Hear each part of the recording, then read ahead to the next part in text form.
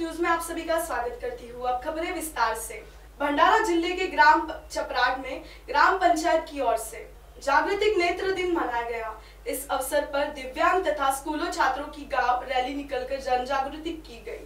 कार्यक्रम का उद्घाटन नायब तहसीलदार विजय कावले ने किया। सरपंच कुसुम दिगोरे, उप सरपंच गोपाल घोटेकर, पत्रकार निशांत लांजेवाल प्रमुखता से उपस्थित थे।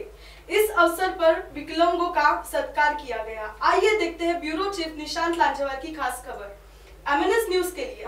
अंधारचा आणि त्याने प्रश्न मांडला मोरमांचा, कारण की सरपंच मॅडम येत आहेत ना, तो कोण आहे तर त्यांना काय चाललंय त्यांना माहित आहे। आपण अंधारचा अपंगांचा कार्यक्रम आहे तरी पण काय चाललंय म्हणजे आंधळे हे सगळं अवघे ते आंधळे तिथे सुद्धा विचारतात काय चाललंय बा।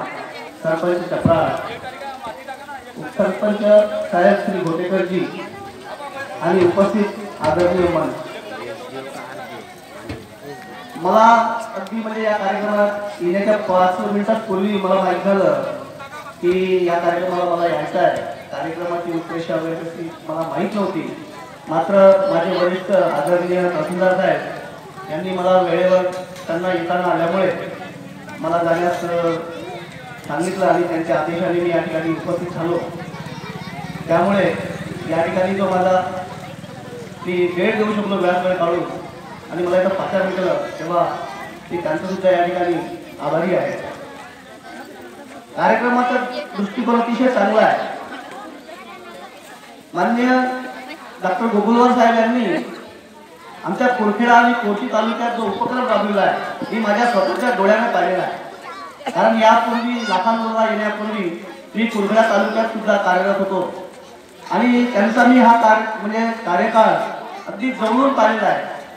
त्यांनी अपंगासाठीच नव्हे तर तळागाळातल्या खालच्या दर्जाच्या माणसासाठी सुद्धा त्यांनी अतिशय चांगले काम केलेले आहे आणि कुरखेड्यामध्ये यांची एक अशी विस्तृत संस्था आहे आणि विविध ठिकाणी ते संलग्नित आहे।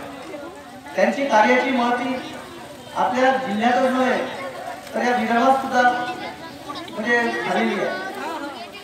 महत्वाचं असतं की अंध अपंग जो काही समाज आहे किंवा जो काही कुटुंब आहे त्यांना समाजाकडून तशा प्रकारची एक वागणूक म्हणा किंवा एक ट्रीटमेंट कशी मिळते याकडे जो दृष्टिकोन आहे पाहण्याचा तो दृष्टिकोन अतिशय कमी दर्जाचा वाटतो असं तरी मला वाटतं।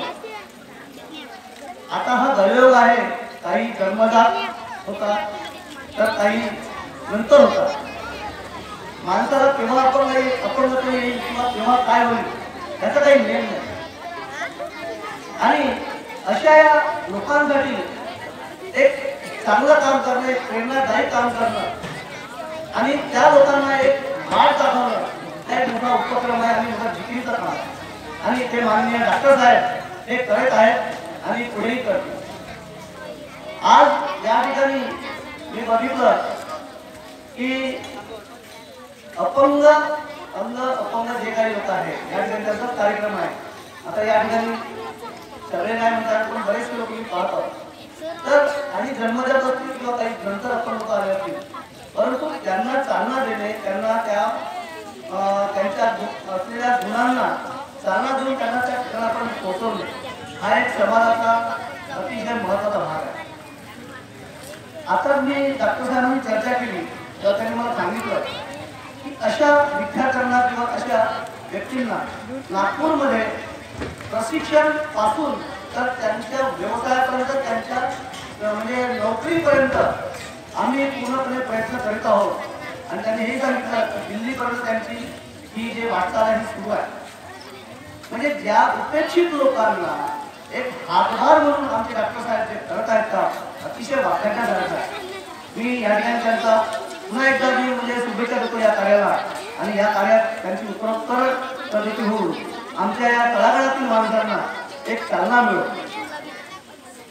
सर्वतर मला याबद्दल विशेष असं काही बोलण्यासारखं नाही आहे, परंतु माझे जे वक्ते आहेत ते आपल्याला सांगतीलच। मात्र मी एक बोलू शकतो की या ठिकाणी मला बोलवलं आहे आणि माझ्या मागे आता पुन्हा रॅप आहे, मला मीटिंग्स आहेत, मला फोन येत आहे, मला कार्यक्रम आहे. तेव्हा मी दादाजी दिगोळे यांचा सुद्धा सत्कार या आपल्या कार्यक्रमाचे अध्यक्ष महोदय, या गावचे सरपंच कुसुमताई दिगोळे तसेच मंचकावर उपस्थित सर्व नागरिक.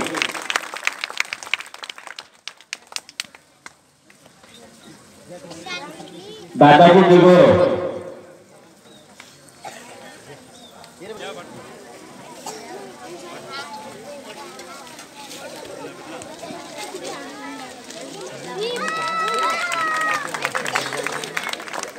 त्यानंतर मी लगेच दुसऱ्याला घेत आहे की वंदनाबाई बगमारे.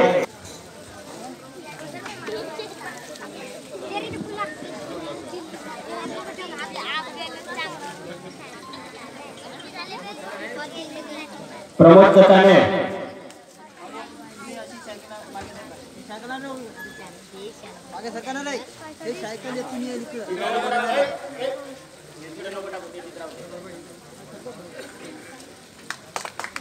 तसेच यानंतर आपले दिव्यांग बंधू प्रमोद चटाने यांच्या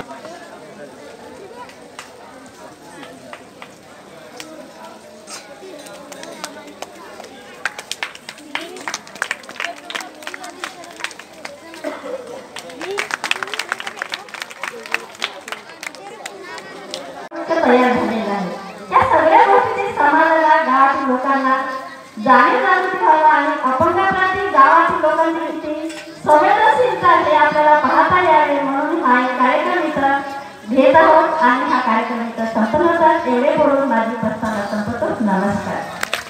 MNS की बड़ी खबरों में आज के लिए बस इतना ही। MNS न्यूज लाइव देखने के लिए MNS Hindi app play store से आज ही डाउनलोड करें। तब तक के लिए धन्यवाद।